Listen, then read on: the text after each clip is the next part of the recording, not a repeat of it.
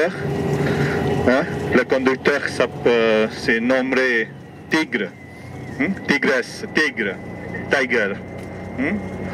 Et aussi, il conduit le bus comme les vitesses du TGV. Voilà. Bon. Et aussi, pour l'espagnol, nous avons un guide Amelia, oui. Amelia du Costa, qu'elle va faire les traductions en espagnol. Parce que moi, mon espagnol, c'est... Non, je suis spécialiste le français. Voilà, je parle français. Bon. Donc, on va faire une belle visite. Dans votre programme, d'abord, on va visiter la grande mosquée de Sultan Qaboos, qui se situe en l'ouest de la ville. Et après leur visite, le grand mosquée Sultan Qaboos, on va faire une petite promenade dans le marché local qui s'appelle Matra Souk, qui est vraiment top marché. Et attention messieurs, parce que mesdames, elles dépensent beaucoup d'argent là. Alors, et ensuite, il y a un musée, très joli musée, qui était ancienne maison de ministre de Oman, qui a transformé dans un musée qui s'appelle Bet Al-Jubeir Museum. Bet, ça veut dire la maison de Jubeir. Les familles de Jubeir, qui n'habitent pas maintenant, mais il y a des bonnes collections. Donc c'est très bon pour connaître de culture et civilisation de 7 pays. On va visiter le musée. Et après le musée, on va faire une petite promenade en face du Palais Royal, qui s'appelle Al-Alam Palace. Al-Alam Palace, qui est palais officiel. Ça marche bien le micro jusqu'à... Super. Ok. Non, ça marche pas? Ça marche pas? Si. Mais la madame, elle a dit ça marche pas. Ah non, non, je parle micro. Les écouteurs, on va utiliser quand on va descendre le bus. Pas dans le bus. Dans le bus, c'est seulement le micro. Ok? Et les écouteurs, on va utiliser en descendre le bus. Ok? Dans le monument. Alors, donc après on va faire les visites du palais officiel. Mesdames et messieurs, nous avons 2 groupes ensemble. Donc nous avons presque certaines personnes espagnoles et groupe français. Pour l'espagnol, il faut marcher, pas prendre les photos. Il ne faut pas faire les 2 choses ensemble. Parce que mesdames et messieurs, vous êtes dans le pays de l'Asie. Et dans l'Asie, nous avons beaucoup de marches. Presque partout. Et si vous allez louper des marches, vous pouvez tomber. Donc attention s'il vous plaît, quand vous prenez la photo, il faut faire la photo. Quand vous marchez, il faut marcher. Parce que vous avez fait le voyage d'excursion dans le bateau de croisière. Et quand on marche, c'est un peu différent. Et aussi, ici, le soleil, pendant l'après-midi, ça tape plus. Quand on sort de l'intérieur du monument, il y a des marbres à l'extérieur et ça brille et on loupe les marches. Donc, s'il vous plaît, il faut bien regarder et aussi bien regarder où est votre guide, meilleur guide et votre accompagnateur aussi. Wow. C'est dans le vol, il y a plein de choses. Alors, nous avons bus numéro 9. Quand on va descendre, on va visiter ensemble. Je vais dire quelle heure on va rentrer dans le bus, quelle heure jusqu'à on va visiter l'intérieur. Et dans la Matra Souk, par exemple, quand on va arriver, je vais dire aussi l'heure. Mais s'il vous plaît, suivez leurs règles, l'heure. Parce que comme on dit, avant l'heure, c'est pas l'heure. Après l'heure, c'est plus l'heure. Je peux attendre maximum 5 minutes, mais pas plus que ça. Si vous n'êtes pas à l'heure, par exemple, la Matra Souk, je dis en 40 minutes, on va partir. 40 minutes, français, 5 minutes encore, espagnol, mais 10 minutes après, le bus ne sera pas là, moi je ne serai pas là, elle ne sera pas là. Parce que l'excursion et le temps, c'est plus important. Nous avons, voilà, c'est bien fixé. Voilà. Et aussi quand on voyage avec plusieurs personnes, on doit suivre le temps. Si on est individuel, c'est différent. S'il vous plaît. Bon. Hola, buenos días. Los españoles, portugueses, brasileños, ¿me escuchan todos bien? Perfecto. Como he visto que hay bastante gente que su idioma realmente es el portugués, voy a intentar hablar despacito. Los españoles hablamos siempre muy rápido. Entonces, si en algún momento me embalo y no me entienden, por favor díganmelo y así que todos podamos aprovechar la excursión bien.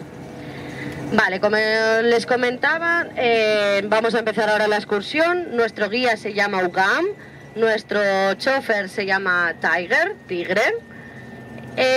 Yo me llamo Amelia, le voy a hacer la asistencia lingüística al español, nuestro guía hablará en francés y yo les haré un poquito la asistencia. Cualquier duda, no obstante, que me quieran preguntar lo que sea, me tienen aquí, luego durante el resto de la visita estaremos juntos toda la mañana, así que cualquier duda que tengan del país, del barco incluso, de la excursión, lo que necesiten, de la vida general, si quieren que les haga de psicóloga, no, todo gratuito incluido en la excursión. Lo primero, el itinerario. El itinerario de esta excursión, primero estamos yendo ahora a visitar la Gran Mezquita.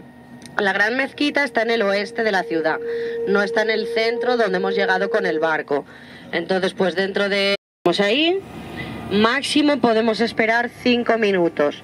Si no, como el timing, el itinerario es muy preciso, más de 5 minutos no podemos esperar. Por lo que, por favor, les ruego puntualidad. Además, no es justo para la persona que viene a la hora que mientras esté perdiendo tiempo y no pueda visitar el resto de cosas. Una vez finalizada la visita a la Gran Mezquita todos juntos, iremos al zoco. El zoco de aquí se llama Zoco de Mutra. Se encuentra muy cerquita de la zona donde está el barco. Se podría incluso ir andando a lo largo del paseo marítimo. Un segundito, les indicamos una cosa ahora a la derecha. A derecha, à droite, vous voyez en passe devant le Royal Opera, qui a construit en 2015, construction 2015, construit en 2015, Royal Opera. C'est la première opéra de Venezuela. Hein? Vous voyez notre sultan Qaboos, qui était le grand amateur de musique classique. Et c'est pour ça, lui, il a construit le Royal Opera ici à Oman. A la derecha, el edificio blanco que estamos pasando ahora es la Ópera Real. Se construyó en 2015, el sultán Qaboos es un amante de la música, de la ópera, la visita en continuo, por lo tanto en 2015 pidió construir la gran ópera que estamos pasando. Bueno, como les comentaba, la segunda etapa era el zoco. Ahí les daremos tiempo libre para que puedan comprar lo que necesiten. Ya cuando estemos de camino les daremos pequeños consejos de qué cosas comprar, cómo funciona el zoco. Después visitaremos un museo familiar. Es un museo muy diferente a los que nosotros tenemos más costumbre en nuestros países.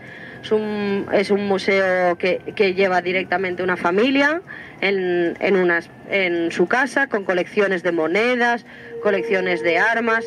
Ha ido durante los años recogiendo unas colecciones preciosas que el señor nos explicará en inglés. Si tuvieran alguna duda de si no entendieran el inglés, les podemos hacer alguna pequeña traducción, pero como era indicado en el descriptivo, el museo será en inglés porque lo explica el fundador de la casa. Después para finalizar la mañana, haremos una pequeña parada fotográfica delante del Palacio Real. Así podremos hacer la foto y ya sobre las 12:30, una cosita así, llegaremos al barco, que ya supongo que todos tendremos hambre, y a rellenar el estómago. Cualquier duda, por aquí me tienen, repito, soy Amelia, cualquier cosita, aquí estamos. Gracias Amelia, gracias. Voilà. Donc là, nous sommes en train de traverser la ville Mascate. Mesdames, Messieurs, la ville Mascate, c'est une plus longue ville, deuxième plus longue ville du monde. J'ai dit la plus longue parce que cette ville est située en 120 km, l'est en l'ouest. Et aussi, je peux dire, c'est comme une sandwich. Vous connaissez le sandwich?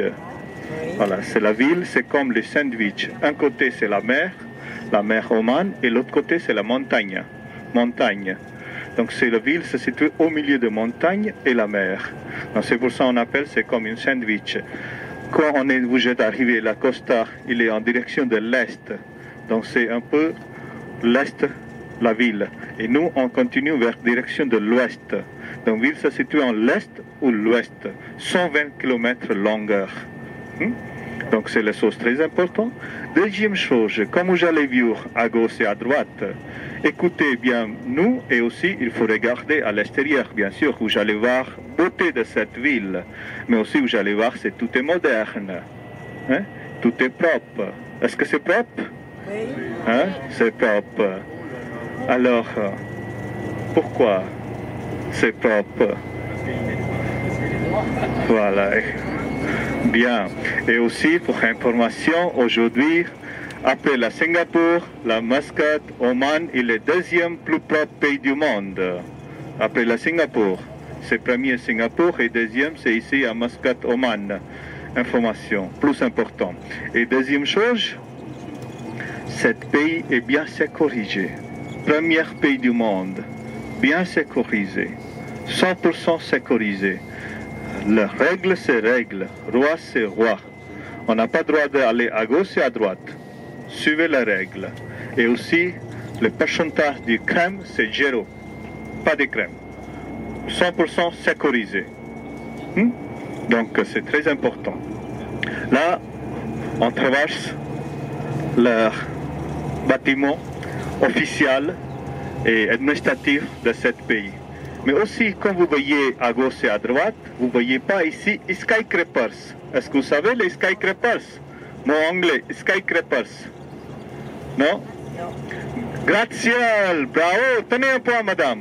Je vous envoie un point, gagné. Gratte-ciel, en espagnol, comment se dit? Gratte-cielo. Donc, dans ce pays, vous ne voyez pas les gratte-cielo. Pourquoi? Maximum hauteur, c'est 12 étages. Pour les maisons d'habitation, 4 étages. Et pour les officiels administratifs, c'est 12 étages. Mais pas plus que 12. 13, 14, non. Parce que Sultan Qaboos, c'est lui qui a développé de ce pays. Et c'était son vision. Pour les visions pollution, c'est très mauvaise. Et c'est lui qui a pensé de ça, que pour l'électricité, pour l'eau, c'est très difficile. Donc il a fait une limite, ces règles. Donc il n'y a pas le droit de construire plus que 12 étages. Je passe. Para situarnos un poco, estamos ahora en la ciudad de Muscat. Muscat es la segunda ciudad más larga del mundo porque recorre 120 kilómetros de ciudad. Digamos que está atrapada por dos partes. Por un lado tiene el mar, por otro lado es la montaña. Entonces, como no puede crecer a lo ancho, crece a lo largo.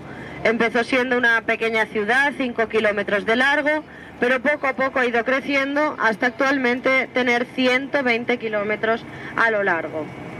Hay que tener en cuenta también que es la segunda ciudad más limpia de todo el mundo, después de Singapur, y que es 100% segura. La gente en general de Omán, aparte de Muscat, son muy rígidos con las reglas. El sultán pone las reglas, ellos las bien. Si nosotros en España siempre decimos echa la ley, echa la trampa, aquí eso no existe. Aquí echa la ley se cumple. Luego también se darán cuenta que, sobre todo en respecto a los últimos países que hemos estado visitando, ciudades como Dubái, Abu Dhabi, que era todo lleno de rascacielos, aquí no hay rascacielos. El mismo Sultán Qaboos puso una ley que en los edificios de viviendas máximo 4 alturas. En cambio, los edificios de oficinas máximo 12. Por lo tanto, hasta 12 plantas podrían construir todo lo que vean. Si quieren ir contándolo, si encuentran uno de 13 me lo dicen y lo denunciamos. Gracias. Merci. Madame, Messieurs, nous sommes ici dans la capitale de Oman, le 7 pays. Nos officiels, c'est Sultanat de Oman. Sultanat de Oman. Nous avons un sultan. C'est 100% monarchie. 100% monarchie. Et notre sultan, il a tous les pouvoirs. Ici, on n'a pas le droit de faire gilet jaune, hein? Ça n'existe plus ici. Pas droit. Mais c'est comme ça. c'est différent.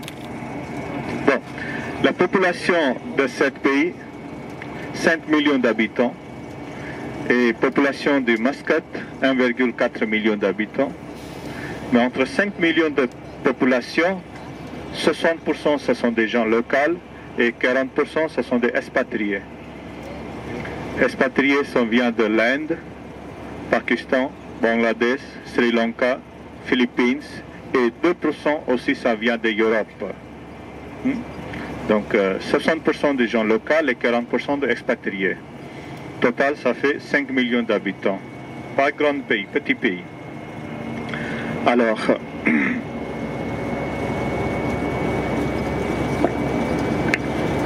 voilà. Donc bientôt, on va arriver visiter la grande mosquée. Mesdames, messieurs, comme on a déjà parlé, les vestes c'est plus important. Pour les mesdames, c'est foulard. Donc vous pouvez préparer votre foulard maintenant parce que bientôt on va descendre. Et aussi votre sac à main, vous pouvez laisser dans le car si vous voulez. Parce que c'est comme j'ai dit, c'est bien sécurisé, il n'y a aucun problème. Si vous laissez quelque chose dans le bus, ça restera toujours à même place. Et on va descendre, on va faire une petite visite l'intérieur de la mosquée. Dans la mosquée, vous allez voir deux salles, salle des femmes et salle des hommes. On va faire la visite ensemble. Mais pour chaque fois, avant d'entrer, on va tirer notre chaussure. Donc votre chaussette, si vous voulez, vous pouvez garder. Sinon, votre chaussette, à vous souhaiter, madame. Sinon, vous pouvez garder vos chaussettes avec vos chaussures, mais l'extérieur. La première salle, c'est salle des femmes, on va visiter, on va tirer les chaussures. En sortant, on va prendre les chaussures dans la main et on arrive à deuxième endroit, deuxième salle, c'est la salle des hommes. On va mettre les chaussures ensemble quelque part. Parce qu'il y a 20 000 personnes pour rentrer dans cette mall, donc il y a 20 000 places pour mettre les chaussures. Si vous ne suivez pas moi, on ne va pas trouver vos chaussures, s'il vous plaît.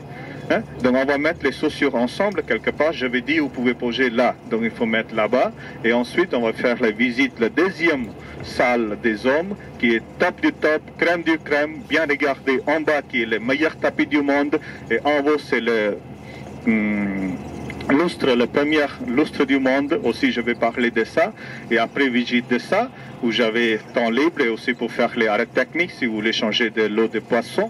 Il y a une toilette, donc vous pouvez faire ça. Et ensuite, on rentre dans le bus et on va partir. Ceux qui ne veulent pas rentrer, parce qu'il y a un couple qui... Voilà. Donc pour vous, je vais dire quelle heure, donc vous pouvez faire un tour à l'extérieur. Et la bus sera toujours là et bus numéro c'est 9. Bus numéro c'est 9. Non, les hommes, oui, bien sûr. C'est bon ça, c'est bon ça.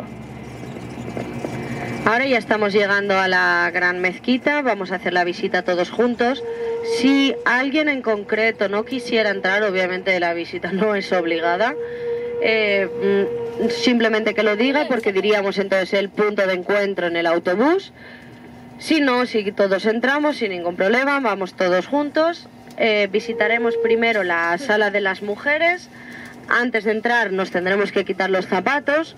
La Gran Mezquita es una de las más grandes del mundo, la capacidad total es de 20.000 personas, por lo tanto no se preocupen, hay sitio de sobra para dejar los zapatos, está preparada para 40.000 zapatos, pensando que cada uno tiene 2 pies. Hay de todo en este mundo. Entonces dejaremos los zapatos antes de entrar en la sala de las mujeres, la visitaremos juntos, saldremos, cogeremos los zapatos pero con la mano, no nos los pondremos todavía, iremos a la sala de los hombres y nos los pondremos, luego ya al salir del total de la visita.